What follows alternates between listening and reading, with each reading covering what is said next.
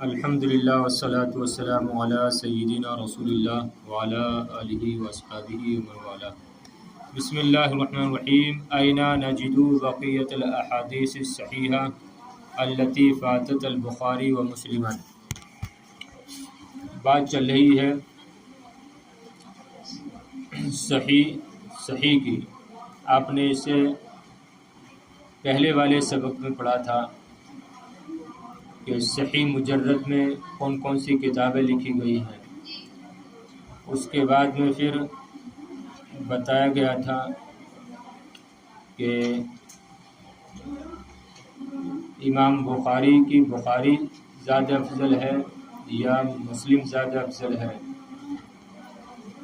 اور اگر افضل ہے تو کس اعتبار سے افضل ہے، یہ آپ نے پڑھا۔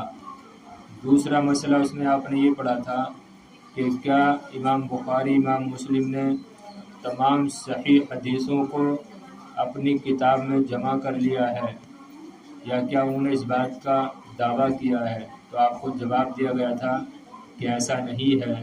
بہت ساری حدیثیں صحیح حدیثیں امام بخاری امام مسلم نے چھوڑ دی ہیں۔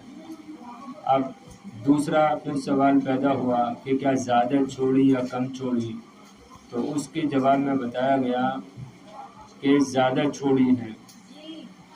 صحیح حدیثوں میں سے کچھ ہی حدیثیں انہوں نے اپنی کتابوں میں بیان کی اور اکثر حدیثیں چھوڑ دی ہیں، کیونکہ امام بخاری کو 1,00,000 صحیح حدیثیں یاد تھی اور 2,00,000 غیر صحیح حدیثیں یاد تھی۔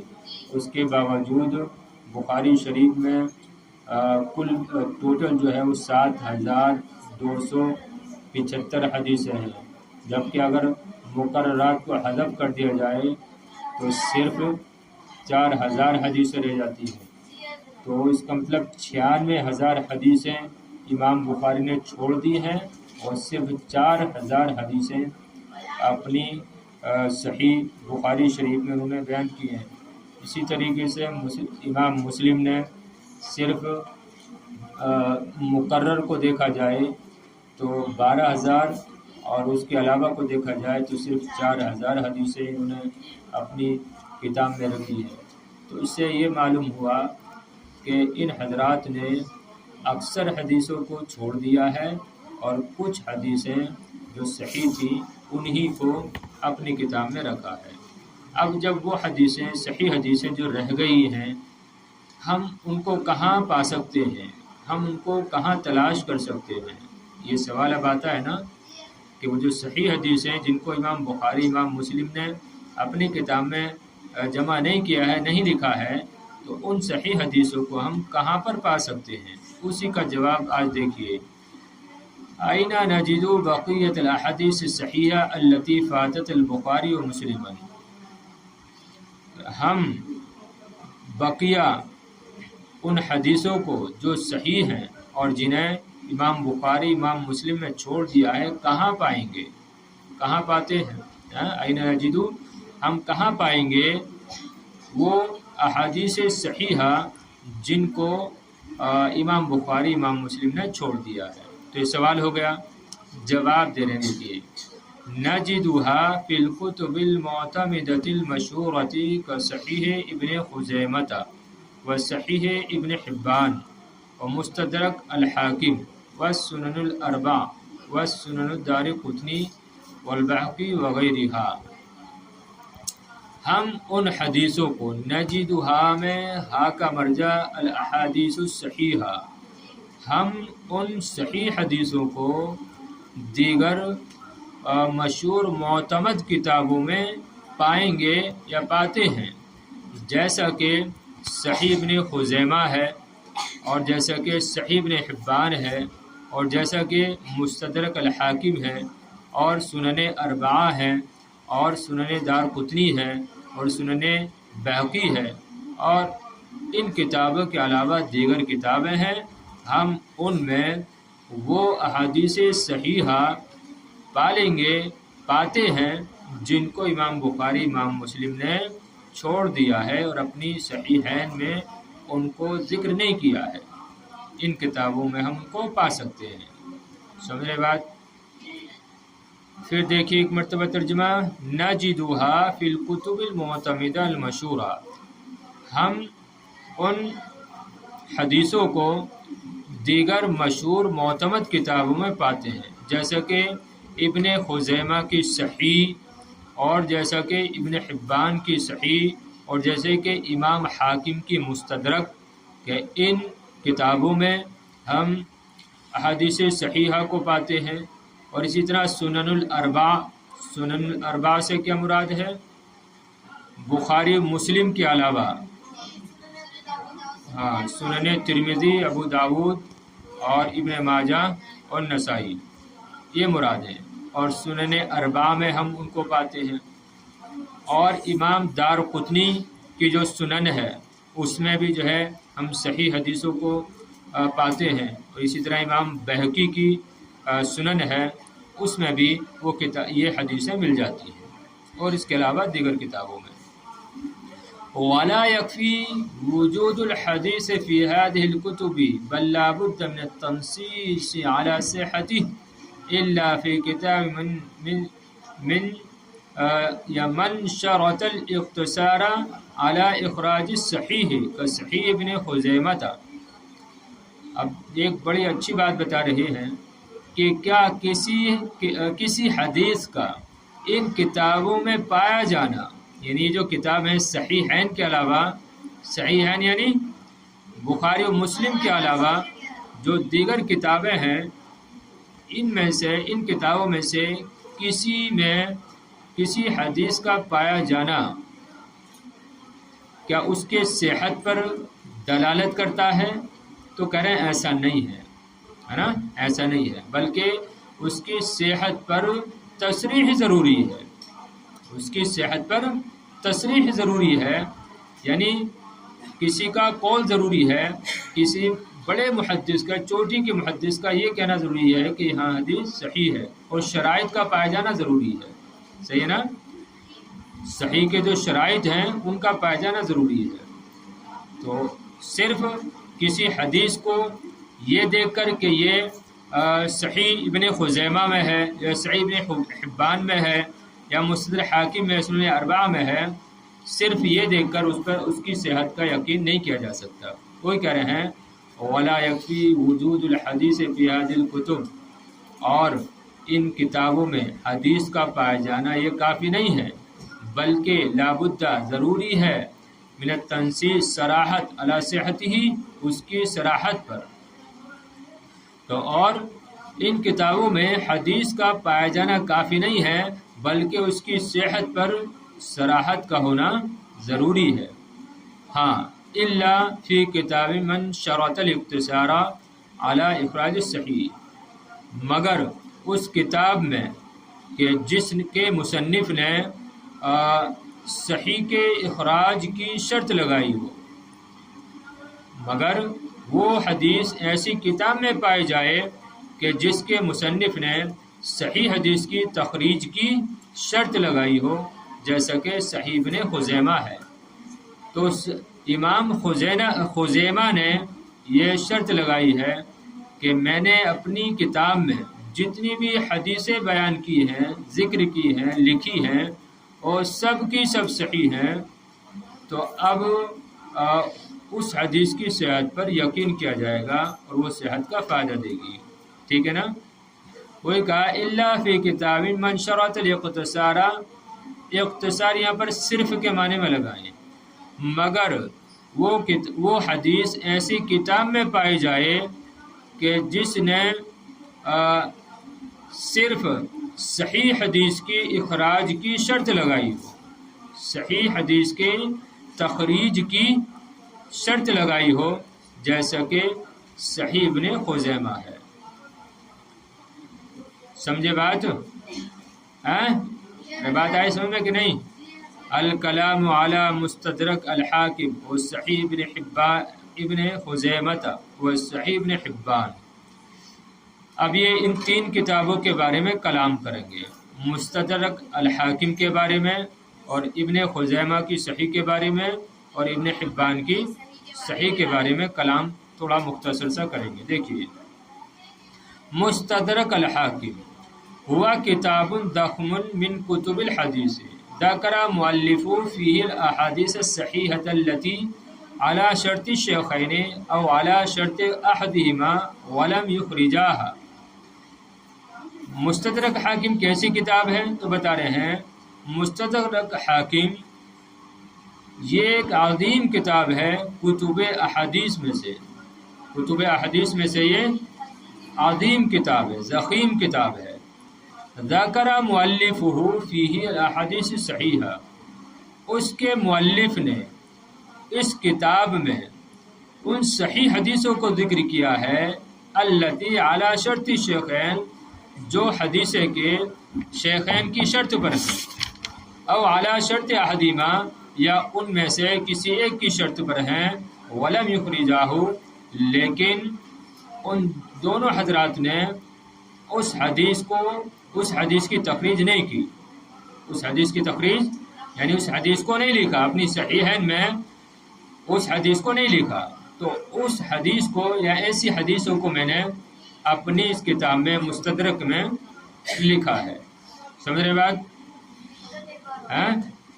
دیکھیے تو مستدرک حاکم یہ کتب احادیث میں سے ایک عظیم کتاب ہے، ضخیم کتاب ہے۔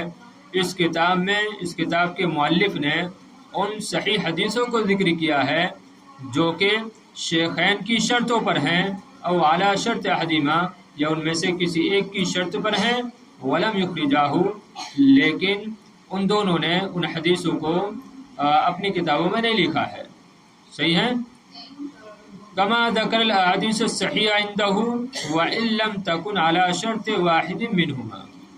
اب یہ دیکھو ایک کام کیا انہوں نے، دوسرا کام بتا رہے ہیں کما ذکر الاحادیث الصحیحہ عندہ، جیسا کہ انہوں نے ان صحیح حدیثوں کو ذکر کیا ہے جو ان کے نزدیک صحیح ہیں، جیسا کہ انہوں نے ان حدیثوں کو ذکر کیا جو ان کے نزدیک صحیح تھی، وَإِن لَمْ تَكُنْ عَلَى شَرْطِ وَاحِدٍ مِّنْهُمَا، اگرچہ وہ ان میں سے کسی ایک کی شرط پر نہیں تھی۔ سمجھ رہے نا؟ جیسا کہ انہوں نے ان حدیثوں کو ذکر کیا جو ان کے نزدیک صحیح تھی، اگرچہ ان دونوں میں سے، کن دونوں میں سے؟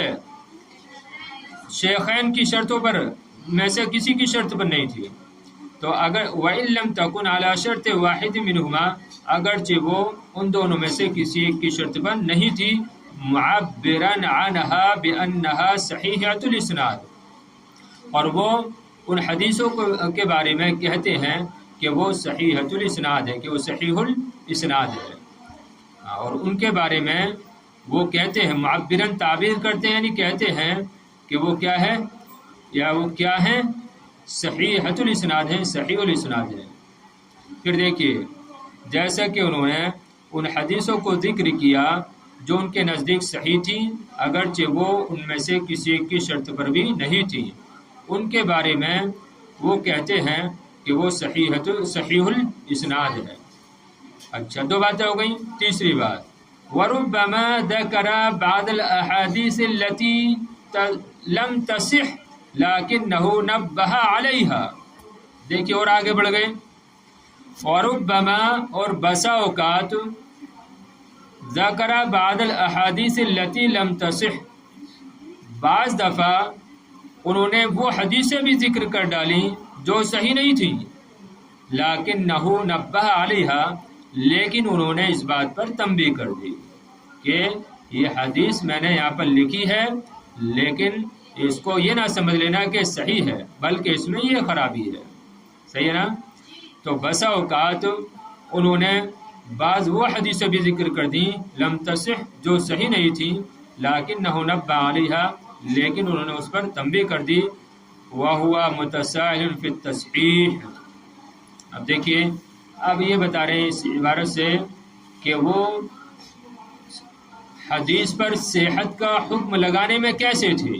توجہ ہے نا؟ سب بیدار ہیں؟ ہاں، یہ بتا رہے ہیں کہ وہ حدیث پر صحت کا حکم لگانے میں کیسے تھے۔ آیا نرمی سے کام لیتے تھے، یا بہت زیادہ چھان بین کرتے، بہت زیادہ سخت تھے حدیث پر صحت کا حکم لگانے میں؟ تو اس کو بتانے، دیکھیے وَهُوَ مُتَسَاهِلٌ فِي التَّصْحِيحِ، اور وہ تصحیح کے معاملے میں تساہل سے کام لیتے تھے، تساہل یعنی نرمی سے کام لیتے تھے، اور امام حاکم حدیث کو صحیح قرار دینے میں نرمی سے کام لیتے تھے۔ وَيَنبَغِي أَن يُتَتَبَّعَ وَيُحْكَمَ عَلَى أَحَادِيثِ بِمَا يَلِيقُ بِحَالِهَا۔ اب جب یہ حال ہے یا ان کا یہ حال تھا کہ وہ نرمی سے کام لیتے تھے، تو اب کیا کرنا چاہیے؟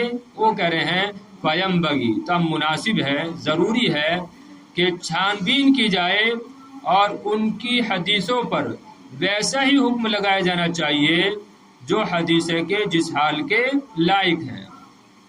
بما یلیق بحالہا، حالہا میں ہا ضمیر مؤنث کا مرجع کیا ہے؟ کوئی احادیث، اور ان حدیثوں پر، ان کی حدیثوں پر ویسا ہی حکم لگایا جانا چاہیے جو حدیث ہے کہ جس کی مستحق ہیں، جس کے لائق ہیں۔ وَلَقَدْ تَتَبَّعَهُ الذَّهَبِيُّ وَحَكَمَ عَلَى أَكْثَرِ أَحَادِيثِهِ بِمَا يَلِيقُ بِحَالِهَا، چنانچہ امام ذہبی نے ان کی اس کتاب کی چھان بین کی۔ تتبعہ میں ہا ضمیر مذکر کا مرجع کتاب ہے، سمجھ رہے نا، کتاب۔ تو امام ذہبی بڑے چوٹی کے امام گزرے، امام ذہبی کئی کتابیں لکھی انہوں نے اصول حدیث میں اور اسماء الرجال میں، بڑے پائے کے جو ہے عالم گزرے امام ذہبی۔ تو وَلَقَدْ تَتَبَّعَهُ الذَّهَبِيُّ، امام ذہبی نے ان کا پیچھا کیا، یعنی ان کی تحقیق کی، ان کی کتاب کی تحقیق کی، اس کی چھان بین کی۔ وَحَكَمَ عَلَى أَكْثَرِ أَحَادِيثِهِ، اور اس کتاب کی اکثر حدیثوں پر وہی حکم لگایا کہ جس حکم کی وہ حدیثیں لائق تھیں، اور ان کی اکثر حدیث، اس کتاب کی اکثر حدیثوں پر وہی حکم لگایا کہ جس کی وہ حدیثیں مستحق تھیں۔ وَلَا يَزَالُ الْكِتَابُ بِحَاجَةٍ إِلَى تَتَبُّعٍ وَعِنَایَةٍ، وَلَا يَزَالُ، اور ابھی بھی یہ کتاب بحاجتن، حاجت مند ہے، کس کی حاجت مند ہے؟ تتبع اور عنایت کی، تحقیق اور توجہ کی، اور ابھی بھی یہ کتاب تحقیق اور توجہ کی محتاج ہے۔ اس کتاب کو تحقیق اور توجہ کی ضرورت ہے۔ بات سمجھ رہے ہیں؟ یہ کلام تو ہو گیا مستدرک حاکم کے بارے میں۔ اب دوسری کتاب کون سی بتا رہے تھے؟ صحیح ابن خزیمہ۔ اب صحیح ابن خزیمہ کو صحیح ابن حبان کو دیکھیے کیسی ہے۔ صحیح ابن حبان، ھذا الکتاب ترتیبہ مخترع فلیس مرتبا علی الابواب ولا علی المسانید ولہذا اسماہ التقاسیم والانواع۔ ہاں، دوسری کتاب کون سی؟ صحیح ابن حبان، ھذا الکتاب ترتیبہ مخترع، یہ ایسی کتاب ہے کہ جس کی ترتیب کیا ہے؟ یہ انوکھی ہے، یہ انوکھی ہے، غیر معمولی ہے، عجیب ہے۔ صحیح ہے، عجیب لگا لو کہ ایسی کتاب ہے کہ اس کی ترتیب تھوڑی سی غیر معمولی ہے، عجیب ہے۔ کیوں؟ فلیس مرتب علی الابواب، کہ یہ کتاب نہ تو ابواب پر مرتب ہے، ولا علی المسانید، اور نہ ہی مسانید پر، یعنی نہ تو ایسا ہے کہ اس میں باب قائم کیے ہوں، اور نہ ہی مسانید یعنی ہر صحابہ کی حدیث سے الگ الگ ذکر کی ہوں، ایسا بھی نہیں کیا، اور نہ ہی ابواب قائم کیے کہ اس ابواب کے تحت یہ حدیثیں ہیں، ایسا بھی نہیں کیا۔ وَلِهَذَا أَسْمَاهُ التَّقَاسِيمُ وَالْأَنْوَاءُ، اور اسی لیے اس کا نام کیا رکھا؟ التقاسیم والانواع، ہے نا۔ تو یہ کتاب کہ اس کی ترتیب غیر معمولی ہے، پس یہ کتاب نہ تو ابواب پر مرتب ہے اور نہ ہی مسانید پر مرتب ہے، اور اسی لیے اس کا نام اس کے مصنف نے رکھا التقاسیم والانواع۔ اب جب ایسی کتاب ہے تو کہہ رہے ہیں والکشف علی الحدیث من کتابی ھذا عسر جدا، والکشف علی الحدیث من کتابی ھذا، ان کی اس کتاب سے حدیث کو تلاش کرنا عسر جدہ بہت مشکل ہے۔ کشف یہاں پر تلاش کے معنی میں لگا لیں کہ ان کی اس کتاب سے حدیث کو تلاش کرنا عسر جدہ بہت مشکل ہے۔ ظاہر بات ہے ترتیب اس کی غیر معمولی ہے، تو بہت مشکل کام ہے۔ وقد رتبہ بعض المتاخرین علی الابواب، اب کہہ رہے ہیں کہ ہاں بعض متاخرین علماء نے اس کو ابواب پر مرتب کر دیا ہے۔ وہ مصنف، اچھا اب اس کے مصنف کیسے ہیں؟ حدیث پر صحت کا حکم لگانے کے حوالے سے یہ کیسے ہے مصنف، تو بتا رہے ہیں اب وہ مصنف متساہل فی الحکم علی الحدیث بالصحت، اور اس کتاب کے مصنف حدیث پر صحت کا حکم لگانے میں متساہل ہیں، تساہلی سے کام لیتے ہیں، نرمی سے کام لیتے ہیں، صحیح ہے نا؟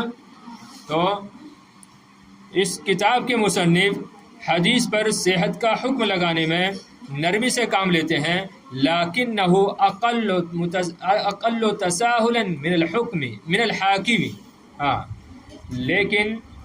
لیکن وہ امام حاکم سے کم نرمی کرنے والے ہیں، ہے نا؟ لیکن امام یعنی امام ابن حبان یہ امام حاکم سے کم نرمی کرنے والے ہیں، یعنی حدیث کی صحت پر حکم لگانے کے تعلق سے یہ تھوڑے سخت ہیں کس کے مقابلے میں؟ امام حاکم کے مقابلے میں۔ پھر دیکھیے، اور اس کتاب کے مصنف حدیث پر صحت کا حکم لگانے میں نرمی سے کام لیتے ہیں، لیکن یہ امام حاکم سے کم نرمی کرنے والے ہیں۔ تیسری کتاب صحیح ابن خزیمہ، وهو اعلی مرتبۃ من صحیح ابن حبان لشدت تحریہ حتی انه يتوقف في التصحیح لادنى کلام فی الاسناد، هو اعلی مرتبۃ من صحیح ابن حبان، صحیح ابن خزیمہ یہ صحیح ابن حبان سے درجے میں اعلیٰ ہے، مرتبے میں اعلیٰ ہے، کس سے؟ صحیح ابن حبان سے۔ تو صحیح ابن خزیمہ یہ صحیح ابن حبان سے مرتبے میں درجے میں اعلیٰ ہے۔ کیوں اعلیٰ ہے؟ لشدت تحریہ، ان کی سخت تحقیق کی وجہ سے، ان کی تحقیق اور احتیاط کی سختی کی وجہ سے۔ حتیٰ یعنی کیسے سختی کرتے ہیں یہ؟ حتیٰ انہ یتوقف فی التصحیح لادنی کلام فی الاسناد، یہاں تک کہ وہ سند میں ذرا سے کلام کی بنیاد پر بھی حدیث کی صحت پر حکم لگانے میں توقف کر جاتے ہیں، یہاں تک کہ وہ توقف کرتے ہیں فی التصحیح حدیث کی صحت پر حکم لگانے میں لادنی کلام فی الاسناد، اور اسناد میں ادنا ذرا سے کلام کی بنیاد پر بھی، یعنی اگر سند میں کچھ علماء نے محدثین نے اگر کلام کیا ہوتا ہے تو پھر اس حدیث کو وہ صحیح قرار نہیں دیتے ہیں، تو یہ کیا ہے؟ زیادہ سخت ہے، زیادہ سخت ہو کہ نہیں ہوئے؟ پھر دیکھیے، تو صحیح ابن خزیمہ یہ صحیح ابن حبان سے مرتبے میں درجے میں اعلیٰ ہے، لشدت تحریہ، ان کے سخت احتیاط کی وجہ سے، یہاں تک کہ وہ سند کے بارے میں ذرا سے کلام کی وجہ سے بھی حدیث پر صحت کا حکم لگانے میں توقف کر جاتے ہیں۔ چلیے بس